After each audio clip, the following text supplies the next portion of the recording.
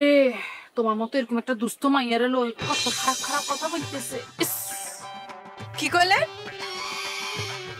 আমি দুস্থ? তো কি তোমার স্বামী নাই, তুই তো দুস্থই। আমি যদি দুস্থ হই, আপনি একটা অসুস্থ। আই আই আমাকে অসুস্থ বলছো মানে? আই আমাকে অসুস্থ বলে তুই চলে যাবি কেমন? হ্যাঁ এত সোজা ছাড় দিব? আপনি আমার দুস্থ কইলেন কেন? আমি কি দুস্থ? কোন কালে আপনার কাছে সাহায্যের হাত পাচ্ছি আমি?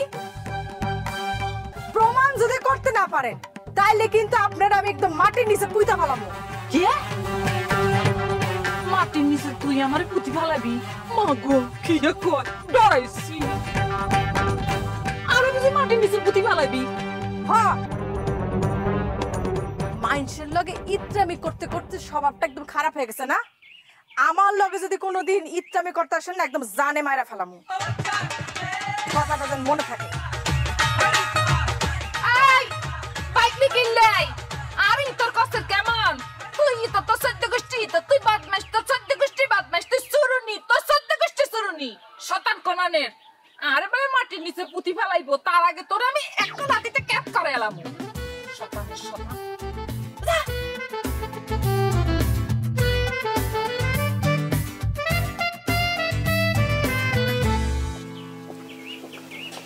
আসসালামু আলাইকুম ইন্সপেক্টর সাহেব। ওয়ালাইকুম আসসালাম। কেমন আছেন আপনি? আর কেমন থাকবেন ইন্সপেক্টর সাহেব, আমার ভাইটারে তো এখনো পাওয়া গেল না। পাবেন, আমার উপর ভরসা রাখুন। আমার ধারণা কি জানেন? বলুন।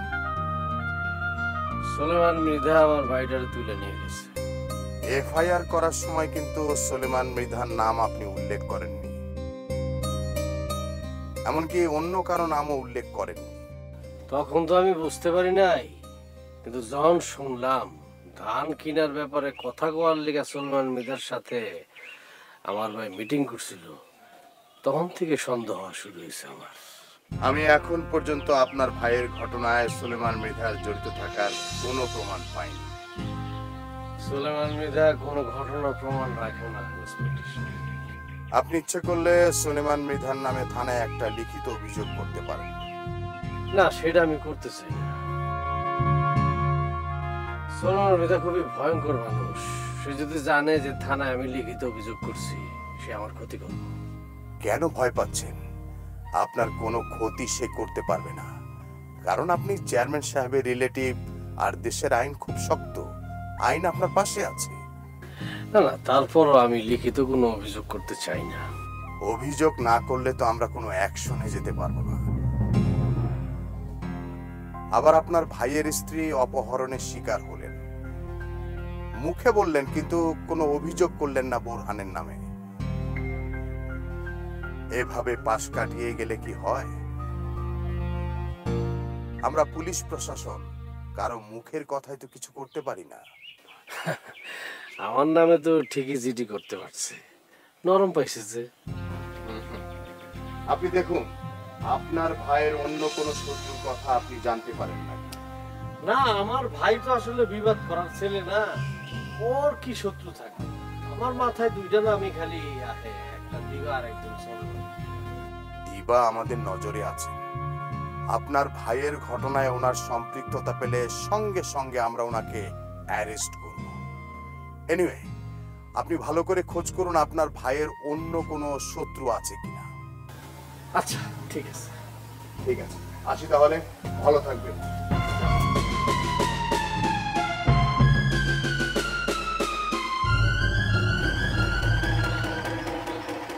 এমনি আমি সুলেমান মৃধার প্রমাণ পাই, প্রমাণ ছাড়া তো কোনো কিছু প্রমাণও করা যায় না। যে করি হোক সুলেমান মৃধার একটা প্রমাণ উপায় করতে। কি যে কস না, আসুস তো সুখে, বিদেশি হাওয়া খাইতেছস, সুন্দর সুন্দর মেয়ে মানুষ দেখতেছস। আরে দেশে আয়, দেশে আইসা এক টেবিলে বসে প্ল্যান কর। বহুত দান্দা আছে বন্ধু, বহুত দান্দা। আসসালামু আলাইকুম ওস্তাদ। বন্ধু তাহলে পরে কথা বলবো, ঠিক আছে? ওয়ালাইকুম আসসালাম।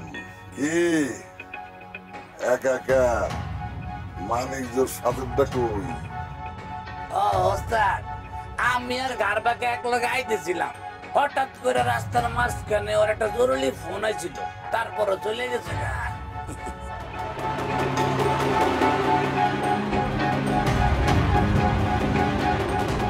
কি নিয়ে আইছো?